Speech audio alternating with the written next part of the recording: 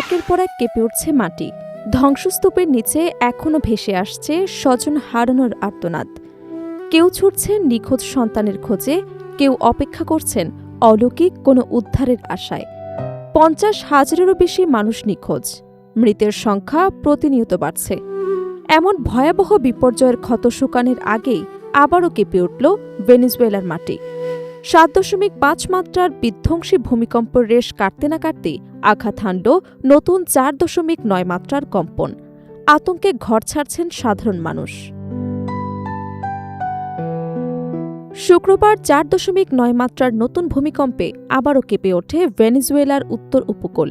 ভূমিকম্প পর্যবেক্ষণকারী সংস্থা ইএমএসসি জানিয়েছেন, কম্পনের কেন্দ্রস্থল ছিল উত্তরাঞ্চলের মারাকাই শহর থেকে প্রায় 61 কিলোমিটার উত্তর পশ্চিমে। যদিও নতুন এই কম্পনে ক্ষয়ক্ষতির পূর্ণাঙ্গ তথ্য এখনও প্রকাশ হয়নি, তবে রাজধানী কারাকাস সহ আশেপাশের বিভিন্ন এলাকায় কম্পন অনুভূত হয়েছে বলে জানিয়েছে বার্তা সংস্থা রয়টার্স। এর আগেই বুধবার স্থানীয় সময় সন্ধ্যায় পরপর 7.2 ও 7.5 মাত্রার 2 শক্তিশালী ভূমিকম্প আঘাত হানে দেশটিতে। ভয়াবহ এই কম্পনে রাজধানী কারাকাসের বহু ভবন ধসে পড়ে এবং বিস্তীর্ণ এলাকা ধ্বংসস্তূপে পরিণত হয়। এখন পর্যন্ত অন্তত 920 জনের মৃত্যুর বিষয়টি নিশ্চিত করেছে কর্তৃপক্ষ। তবে উদ্ধার কাজ যত এগোচ্ছে ততই বাড়ছে হতাহতের আশঙ্কা। মার্কিন ভূতাত্ত্বিক জরিপ সংস্থা ইউএসজিএস আশঙ্কা করছে শেষ পর্যন্ত মৃতের সংখ্যা 10,000 ছাড়িয়ে যেতে পারে, কারণ এখনও বহু মানুষ ধ্বংসস্তূপের নিচে আটকা পড়ে আছেন এবং অনেক এলাকায় উদ্ধারকারী দল পুরোপুরি পৌঁছাতে পারেনি। ভেনেজুয়েলা সরকারের সর্বশেষ তথ্য অনুযায়ী আহত হয়েছেন অন্তত 3,360 জন। ধ্বংসস্তূপের নিচে আটকা রয়েছেন অন্তত 172 জন। সবচেয়ে উদ্বেগজনক তথ্য হল নিখোঁজ মানুষের সংখ্যা ইতোমধ্যেই 50,000 ছাড়িয়ে গেছে। ফলে প্রতিটি ঘণ্টা এখন উদ্ধারকারীদের জন্য অন্তত গুরুত্বপূর্ণ হয়ে উঠেছে। সবচেয়ে বেশি ক্ষতিগ্রস্ত হয়েছে লা গুয়েবা অঙ্গরাজ্য। পরিস্থিতির অবনতি হওয়ায় সেখানে কয়েকটি এলাকায় মানুষের প্রবেশ সাময়িকভাবে সীমিত ঘোষণা করেছে স্বরাষ্ট্রমন্ত্রী দিওসদাদো কাবেলো।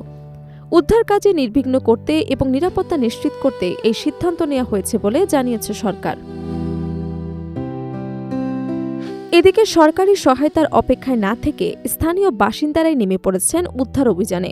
কেউ হাতে কোদাল, কেউ লোহার রড, আবার কেউ ব্যক্তিগত গাড়িকে অস্থায়ী অ্যাম্বুলেন্সে পরিণত করে আহতদের হাসপাতালে পৌঁছে দিচ্ছেন। নিজেদের সামর্থ্য অনুযায়ী ত্রাণ সংগ্রহ এবং জীবিতদের উদ্ধারে নিরলস চেষ্টা চালিয়ে যাচ্ছে সাধারণ মানুষ। ভূমিকম্পের পর জরুরি পরিস্থিতি বিবেচনায় সামাজিক যোগাযোগ মাধ্যমের ওপর আরোপিত বিধিনিষেধ শিথিল করেছে ভেনেজুয়েলা সরকার। 2024 সালের বিতর্কিত প্রেসিডেন্ট নির্বাচনের পর আরোপিত সেই বিধিনিষেধ সাময়িকভাবে তুলে নেওয়ায় এখন নিখোঁজ স্বজনদের খোঁজে তথ্য আদান প্রদান করতে পারছেন হাজারো মানুষ।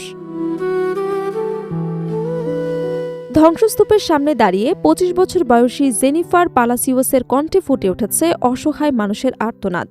তার 6 বছর বয়সী ছেলে এবং পরিবারের আরও 5 সদস্য এখনও ধ্বংসস্তূপের নিচে আটকা।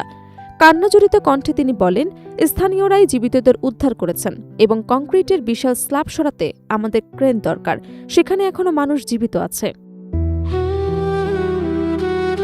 প্রতিটি মুহূর্তের সঙ্গে বাড়ছে উৎকণ্ঠা। ধ্বংসস্তূপের নিচে আটকে থাকা জীবিতদের উদ্ধারের সম্ভাবনা দ্রুত কমে আসছে।